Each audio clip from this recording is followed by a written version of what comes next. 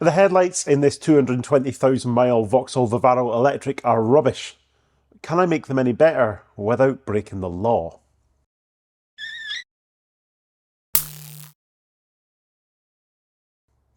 So some of you may remember my 220,000 mile Vauxhall Vivaro electric. Obviously, I've not really brought you any updates on it, and pretty good reason for that, in that it's mostly just cracking on, doing its thing. I've done just under 1,000 miles in it since I bought it back in August, and apart from a slight mishap the other day where the heater looked like it had packed in, but actually now seems fine, it's been alright. But one thing really annoys me about it, and that is that the headlights are rubbish. The light output from them is just not very good at all. Now, I know that cars have increasingly brighter headlights, and I drive a lot of stuff with like LED or xenon headlights, and probably my perception's a bit skewed because of that. So when you drive something with standard sort of halogens, it's a bit crap. But I think in this case, it might well be that the bulbs are a little bit tired. Now, normally with something with super high miles on, I'd wonder if the lenses were all fogged up and stuff, but actually, as you can see, they do look pretty good actually. Nice and shiny, nice and clear. And it probably shows with this one because it is only 4 years old. It's really high mileage, but it's not had the time to sort of weather really badly. So I suspect probably what's going on here is the reason that they're not very good is that the bulbs have been in there for 100,000 miles or something stupid like that. And so the light output on them is greatly reduced from when they were new. And hopefully, by upgrading the bulbs, we're going to make it significantly better.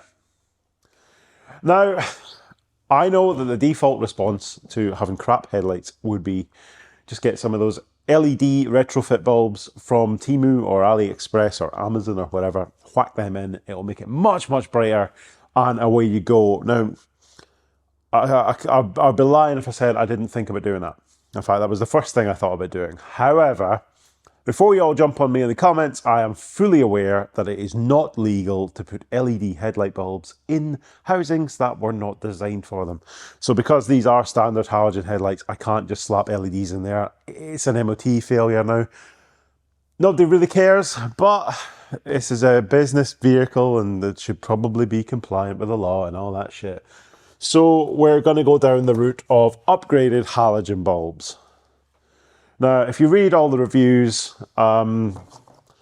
you'll see probably these ones will at least be mentioned. So all the reviews, Auto Express, all those kind of people, they say like night breakers are pretty good. These Bosch things are pretty good, but by far the winners, that get the best reviews are the Philips Racing 200 bulbs. However, in H7, which is what this needs for its dip beam, they are out of stock on Amazon or anywhere else that could get me them fairly quickly.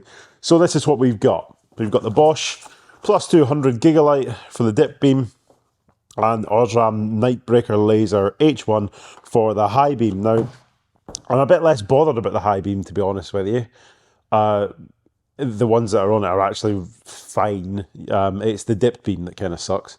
But I figured while I'm in there, I'll replace them both with an upgraded bulb like these, and we'll see if they're any good. So, let's get into it, shall we, and see how much of a pain in the ass this is going to be. Now, the vast majority of modern vehicles changing headlight bulbs is far more of a fuck on than it needs to be, and how you're expected to do it at the side of the road, God only knows. However, I'm fairly hopeful. There's a decent amount of room in this engine bay, and therefore it might be slightly less crap than it could be. But let's take a look. So just real quick, I've turned the lights off in here and then turned the headlights on. And we'll do a bit of a before and after. So that's the standard ones in here. I don't know how this is going to work. Is this going to be much brighter when I change them? Or are we really only going to notice the difference on the road? Who knows? So I am actually quite pleasantly surprised by this. So we've got the H1 bulb in there for the main beam. The H7 there for the dip beam.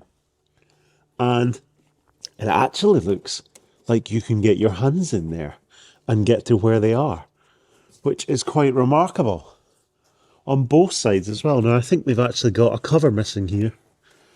Right, can I show you? Yeah, it looks like there's meant to be a cover on there, which I think might actually be in the van. I think it came with it. So we've got cover there. And believe it or not, it actually looks like you can change a headlight bulb on one of these without it being a massive palaver, which I'm quite surprised at. There we go then. It was quite hard to balance the camera and do that at the same time. I've only changed one side at the moment. You can see it's definitely whiter. I don't know a bit brighter, to be honest. It's hard to tell.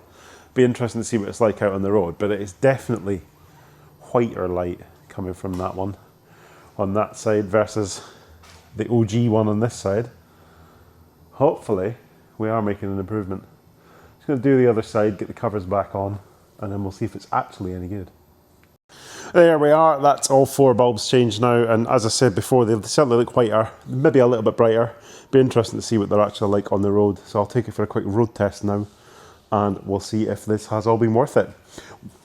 What I will say, though, fair play to Stellantis. I think recognising a vehicle like this that's going to work for a living, it needs to be really easy just to change bulbs, and it's dead straightforward, really easy access. The covers, just getting the covers back on a little bit difficult, maybe why one had been left off, but on the whole, really, really easy, really straightforward, and exactly what we need.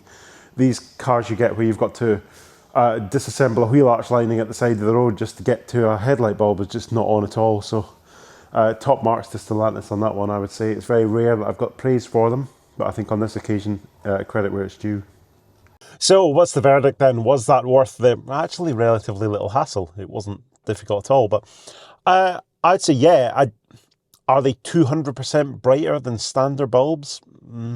Yeah, that's a difficult one now. I'm sure that in the lab tests they do with them that they are, and that it ticks all the boxes, and that, you know, the claims they make are legal and all that stuff. But are they obviously twice as bright as normal bulbs? I wouldn't say so. Are they twice as bright as the old crap that was in there? I noticed there were 2 different bulbs from cheapy manufacturers, you know, kind of cheap motor factors stuff. Yeah, they were definitely better than those. So if you're changing your bulbs anyway because they're blown or they're old, they're a bit crap, then it'll make a difference.